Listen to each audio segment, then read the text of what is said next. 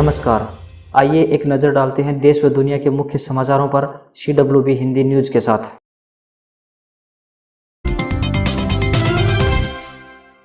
आखिरकार हरियाणा के गृह एवं स्वास्थ्य मंत्री अनिल विज के निर्देशों पर हरियाणा में शराब घोटाले की जांच करने के लिए स्पेशल इंक्वायरी टीम का गठन कर दिया गया है। SIT का नेतृत्व कर रहे वरिष्ठ IAS अधिकारी TC गुप्ता ने जल्द जांच की शुरुआत करने के संकेत दिए हैं। दूसरी ओर हरियाणा के गृह मंत्री की गंभीरता और पूरे मामले में पुलिस अधिकारियों को पूरी गंभीरता से काम करने के निर्देश के बाद में ठेकेदारों व उनके कारिंदों में हड़कंप के हालात बने हुए हैं। खास बात यह है कि तस्करी और स्टॉक में हेराफेरी के साथ साथ शराब व्यापार के नाम पर कई प्रदेशों में खेल खेलने वाले लोगों में हड़कंप मचा हुआ है। इतना ही नहीं, इन सभी ने अपने स्टाफ को पूरा करने के साथ साथ अपने बही खातों को भी पूरा करना शुरू कर दिया है। अहम बात यह है कि पूरे शराब घोटाले के मामले में जांच बारीकी के साथ होगी, जिसके कारण आबकारी और कराधान विभाग के कुछ अधिकारियों की नींद उड़ी हुई है। शराब कारोबारियों के गेम में शामिल ऐसे कर्मचारियों और अधिकारियों के साथ में किसी तरह का प्रेम हमदर्दी जताने वाले लोगों को हरियाणा के गृह मंत्री ने सीधी चेतावनी दी है। खुद गृह मंत्री ने खुद पुलिस अधिकारियों को चेतावनी देते हुए कहा है कि अवैध शराब का कारोबार और प्रदेश में तस्करी के साथ साथ बड़ा खेल खेलने वालों से हमदर्दी दिखाई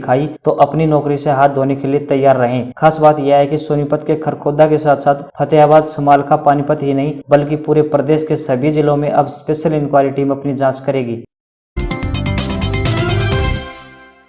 रेवाड़ी में बुधवार को कोरोना का एक और मरीज मिला। जिले के गांव रतनथल का रहने वाला एक मरीज कोरोना पॉजिटिव निकला है। जिलाधीश यशेंद्र सिंह ने बताया कि अब जिले में कुल 6 कोविड-19 पॉजिटिव केस हो गए हैं। जिलाधीश ने तत्काल स्वास्थ्य विभाग को रतनथल गांव को कोविड-19 प्रोटोकॉल के तहत कंटेनमेंट जोन बनाकर कोरोना वायरस के संक्रमण के फैलाव के रोकथाम के उपाय करने के आदेश दिए हैं। बता दें कि रेवाड़ी में अभी हाल ही में कोरोना का पहला मामला आया था, तब से जिले में कोरोना संक्रमितों की चेन टूटने का नाम नहीं ले रही है। इससे पहले मंगलवार को दिल्ली पुलिस का जवान कोरोना पॉजिटिव पाया गया। इस मामले के बाद दिल्ली पुलिस के जवान के धारवेड़ा क्षेत्र के गांव खटावली को कंटेनमेंट जोन में शामिल कर लिया गया। बताया जा रहा है कि युवक को किसी तरह की खांसी, जुकाम, बुखार की कोई परेशानी नजर नहीं आ रही है। गांव में आवाजाही पूरी तरह से बंद कर दी गई है। पीड़ित के परिवार में मां, पत्नी व 2 बच्चे हैं। विभाग द्वारा संपर्क में आने वाले सभी लोगों की सैंपलिंग की जाएगी।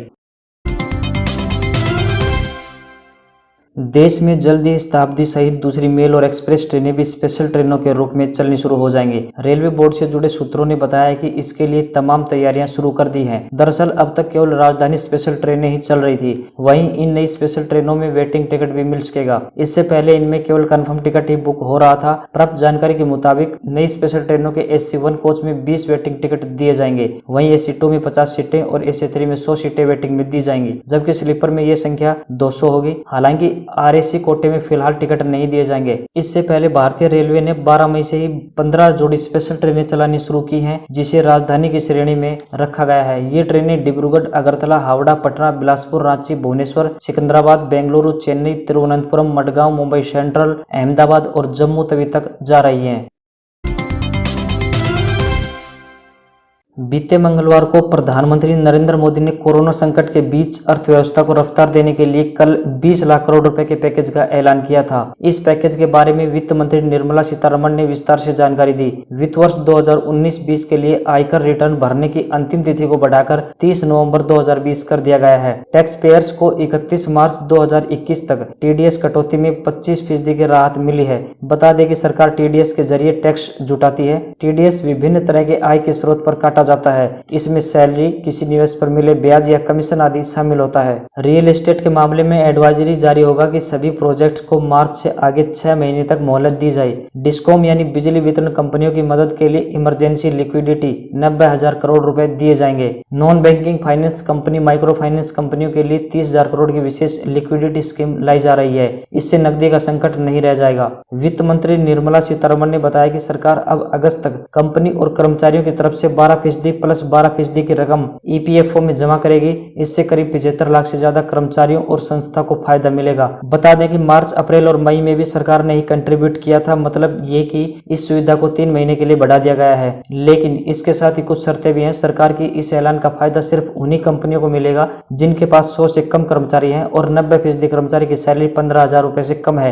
यानी 15,000 से ज्यादा तनख्वाह वालों को इसका फायदा नहीं मिलेगा। कर्मचारियों का 12% की जगह 10% EPF कटेगा। कटेगा। हालांकि पीएसयू में 12% ही ईपीएफ कटेगा। वित्त मंत्री के मुताबिक 20 लाख करोड़ रुपए के पैकेज में से 3 लाख करोड़ एमएसएमई यानी सूक्ष्म, लघु एवं मध्यम उद्योगों को दिए जाएंगे। इनको बिना गारंटी लोन मिलेगा। इसकी समय सीमा 4 साल की होगी। इन्हें 12 महीने की छूट मिलेगी। ये ऑफर 31 अक्टूबर 2020 तक के लिए है। वित्त मंत्री के मुताबिक 41 करोड़ जनधन अकाउंट होल्डर्स के खाते में डीबीटी ट्रांसफर किया गया है। वित्त मंत्री ने बताया कि 20 लाख करोड़ रुपए के पैकेज को लेकर चर्चा में पीएम मोदी के अलावा कई विभागों और संबंधित मंत्रालय चर्चा में शामिल रहे।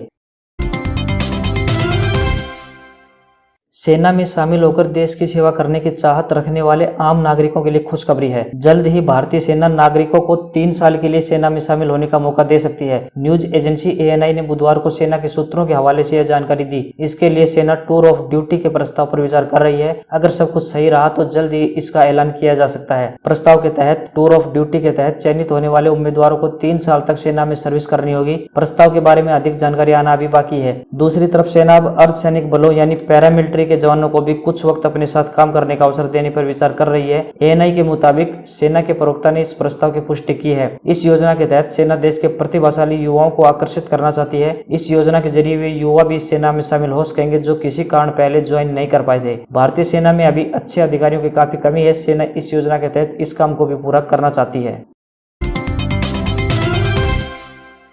अगले 24 घंटों के दौरान मुजफ्फराबाद, गिलगित बाल्टिस्तान, जम्मू कश्मीर और हिमाचल प्रदेश में गरज के साथ हल्की से मध्यम बारिश के बीच 1 या 2 स्थानों पर तेज वर्षा के आसार हैं। लद्दाख और उत्तराखंड में 1-2 स्थानों पर बारिश हो सकती है। राजस्थान में धूल भरी आंधी के साथ साथ बारिश संभव है। मध्य प्रदेश के पश्चिमी जिलों, मध्य महाराष्ट्र, मराठवाड़ा, छत्तीसगढ़ और उत्तरी आंतरिक कर्नाटक में कुछ स्थानों पर हल्की बारिश हो सकती है। हरियाणा में पिछले सप्ताह 2 या 3 दिनों से तेज आंधी के साथ हल्की बारिश की गतिविधियां देखने को मिली है। एक पश्चिमी विक्षोभ उत्तर भारत में अभी सक्रिय है। इस सिस्टम के प्रभाव से हरियाणा के कुछ भागों में 14 मई तक रुक रुक कर कुछ हिस्सों में वर्षा होने या गर्जना के साथ बौछारें गिरने के आसार हैं। तेज हवाएं भी चल सकती हैं। यमुनानगर, कुरुक्षेत्र, करनाल, अंबाला, सोनीपत और पानीपत जैसे जिले मुख्य रूप से प्रभावित हो सकते हैं। 15 मई से पूरे सप्ताह हरियाणा में मौसम शुष्क हो जाएगा। शुष्क मौसम के चलते तापमान बढ़ेगा जिससे तेज गर्मी परेशान कर सकती है। दिन के तापमान में वृद्धि होती रहेगी जिससे 17 या 18 मई तक राज्य के कुछ हिस्सों में लू का प्रकोप शुरू हो सकता है। खासतौर पर रेवाड़ी, महेंद्रगढ़, भिवानी, हिसार और सिरसा जैसे इलाके लू की चपेट में आ सकते हैं। लॉकडाउन खत्म होने के बाद जब उड़ानें शुरू की जाएंगी तो यात्रियों और एयरलाइंस को कुछ विशेष सावधानियां बरतनी होंगी। नागरिक उड्डयन मंत्रालय ने सभी एयरलाइंस और एयरपोर्ट ऑपरेटरों को दिशा निर्देश जारी कर दिए हैं। इसके मुताबिक केंद्र ने एयरलाइंस से कहा है कि उड़ानें शुरू होने के पहले फेज में 80 साल से ऊपर के व्यक्तियों को यात्रा की इजाजत नहीं दी जाए। उम्मीद जताई जा रही है कि सप्ताह 10 दिन में पटना से फ्लाइटों का ऑपरेशन शुरू होगा। पटना से फ्लाइट शुरू होने की संभावना को देखते हुए मंगलवार को पटना एयरपोर्ट के अधिकारियों की Indigo, SpiceJet, Go Air, Vistara और इंडियन एयरलाइंस के स्थानीय स्टेशन मैनेजरों के अलावा सीआईएसएफ के सहायक कमांडेंट के साथ बैठक हुई। सोशल डिस्टेंसिंग का पालन कराने के लिए एक बस से 15 से 20 यात्रियों को विमान तक ले जाया जाएगा। विमान में आखिर की 3 सीटें आइसोलेशन के लिए छोड़ी जाएं ताकि अगर किसी यात्री को जरूरत हो तो उसे उपचार मिल सके। एयरपोर्ट पर मुसाफिरों का रिपोर्टिंग टाइम 2 घंटे बढ़ाया जाए। उन्हीं यात्रियों को एयरपोर्ट के अंदर आने की इजाजत मिलेगी जिनकी फ्लाइट 6 घंटे के अंदर उड़नी हो। जिन्हें बुखार हो या शरीर का तापमान बढ़ा हो उन्हें यात्रा नहीं करने दी जाएगी। एयरलाइंस को प्रस्थान समय से 3 घंटे पहले चेक इन काउंटर खोलने और प्रस्थान से 60 से 75 मिनट पहले बंद करने के लिए कहा गया है। प्रस्थान के समय से 1 घंटा पहले बोर्डिंग शुरू हो जाएगी। विमान के उड़ने के 20 मिनट पहले गेट बंद हो जाएंगे। ट्रेन का परिचालन शुरू हो गया है। ऐसे में स्टेशन से घर आने और घर से स्टेशन जाने के लिए वाहनों को छूट दी गई है। स्टेशन तक जाने के लिए पास के रूप में ई टिकट मान्य होगा जिसकी अवधि 12 घंटे की होगी। गृह विभाग ने कहा है कि निजी गाड़ियों के साथ साथ ऑटो, ओला, उबर और रिजर्व ई रिक्शा तथा टैक्सी का भी उपयोग किया जा सकेगा। एक गाड़ी में ड्राइवर के अलावा सिर्फ 2 पैसेंजरों की अनुमति होगी। स्टेशन जाने के लिए 2 पहिया वाहन का भी प्रयोग किया जा सकेगा। दुनिया में कोरोना वायरस से अब तक 43,96,222 लोग संक्रमित हो चुके हैं। 2,95,745 मौतें हो चुकी हैं जबकि 16,37,705 लोग ठीक हो चुके हैं। दुनिया इस वक्त महामारी से मुकाबला कर रही है। लाखों लोग संक्रमण से दम तोड़ चुके हैं। इसी बीच यूरोपीय यूनियन को आतंकी हमलों की आशंका परेशान कर रही है। ईयू के एक अफसर की रिपोर्ट मीडिया में लीक हुई। इसमें कहा गया है कि महामारी का फायदा उठाकर आईएस जैसे आतंकी संगठन हमला कर सकते हैं। WHO के executive director doctor Mike Mike Ryan ने बुधवार को अहम बात कही। रायन ने कहा कि हो सकता है कि आगे जाकर कोरोना भी दूसरे वायरस जैसा हो जाए और कभी न जाए। HIV भी तो खत्म नहीं हुआ। मैं दोनों की तुलना नहीं कर रहा, लेकिन हमें हकीकत समझनी होगी और उसके हिसाब से फैसले लेने होंगे। आज की तारीख में कोई ये नहीं बता सकता कि ये महामारी कब खत्म होगी। हमें न्यू नॉर्मल के हिसाब से जीना होगा। वैक्सीन का इंतजार है। चीन की राजधानी बीजिंग में स्कूल अगले महीने खुलेंगे। इसी के साथ यूनिवर्सिटीज भी शुरू की जाएंगी। बीजिंग के हेल्थ कमीशन के प्रवक्ता ने यह जानकारी CNN को दी। बयान के मुताबिक मिडिल स्कूल और यूनिवर्सिटीज 1 जून से शुरू होंगे। हालांकि छोटी कक्षाएं शुरू करने पर अब तक कोई फैसला नहीं लिया गया है। स्कूल खोलने के लिए स्पेशल गाइडलाइंस जारी कर दी गई है। अधिकारी हर स्कूल की व्यवस्था का निरीक्षण करेंगे।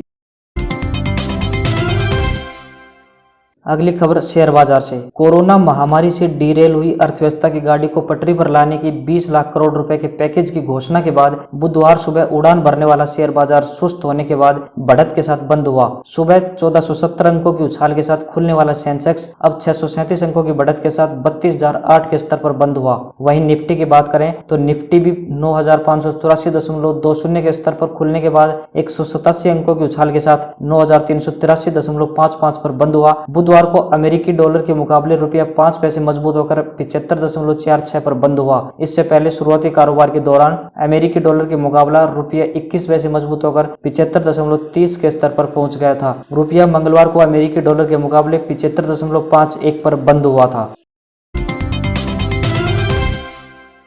अब खबर गैजेट की दुनिया से। चीनी कंपनी वीवो ने भारतीय बाजार में latest smartphone Vivo V19 launch कर दिया है। स्टोरेज के हिसाब से ये 2 वेरिएंट में मिलेगा जो इंटरनल मेमोरी आधारित है। 8GB प्लस 128GB और 8GB plus 256GB storage variant option में अवेलेबल है। इसकी खासियत यह है कि यह डुअल सेल्फी कैमरा सेटअप के साथ आता है। फिलहाल इसे ग्रीन और ऑरेंज जोन के लिए खरीद सकेंगे। कलर की बात करें तो फोन पियानो ब्लैक और मिस्टिक सिल्वर कलर ऑप्शन में अवेलेबल है। वीवो V19 एंड्रॉइड 10 आधारित फनटच OS 10 पर काम करता है। इस फोन में 6.44 इंच सुपर एमोलेड डिस्प्ले दी गई है और साथ में इन डिस्प्ले फिंगरप्रिंट सेंसर भी दिया गया है। इस फोन को पावर देने के लिए क्वालकॉम स्नैपड्रैगन 712 चिपसेट दिया गया है। साथ ही कंपनी ने इस फोन में 33 वाट फास्ट चार्जिंग के साथ फ्लैश चार्ज 2.0 टेक्नोलॉजी दी है जो 4500 mAh की बैटरी को चार्ज करती है। फोन की बिक्री 15 मई से शुरू होगी। इसे अमेजॉन, फ्लिपकार्ट, ऑफलाइन स्टोर समेत वीवो ई स्टोर से खरीदा जा सकेगा। लॉन्चिंग ऑफर की बात करें तो ऑफर के तहत HDFC और ICICI क्रेडिट कार्ड से खरीदारी करने पर 10% कैशबैक दिया जाएगा। इसके साथ एयरटेल डबल डेटा,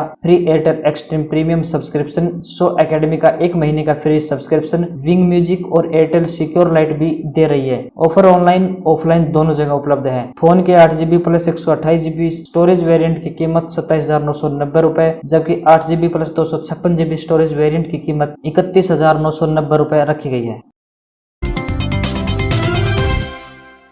अब खबर आज के इतिहास की। 1657 शिवाजी के ज्येष्ठ पुत्र और उत्तराधिकारी संभाजी का जन्म हुआ। 1908 पहली बार किसी व्यक्ति ने हवाई जहाज में उड़ान भरी। 1948 इजराइल ने ब्रिटेन से स्वतंत्रता की घोषणा की।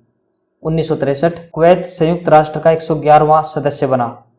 1981 नासा ने स्पेस व्हीकल S-192 लॉन्च किया। 1984 फेसबुक के संस्थापक मार्क जुकरबर्ग का आज ही के दिन जन्म हुआ। 1981 भारतीय आविष्कारक और कंप्यूटर वैज्ञानिक प्रणव मिस्त्री का जन्म हुआ। 1999 सदी का आखिरी विश्व कप क्रिकेट की लॉर्ड्स इंग्लैंड में शुरुआत। 2010 ज्ञानपीठ पुरस्कार से सम्मानित मराठी कवि विंदा करंदीकर का निधन हुआ।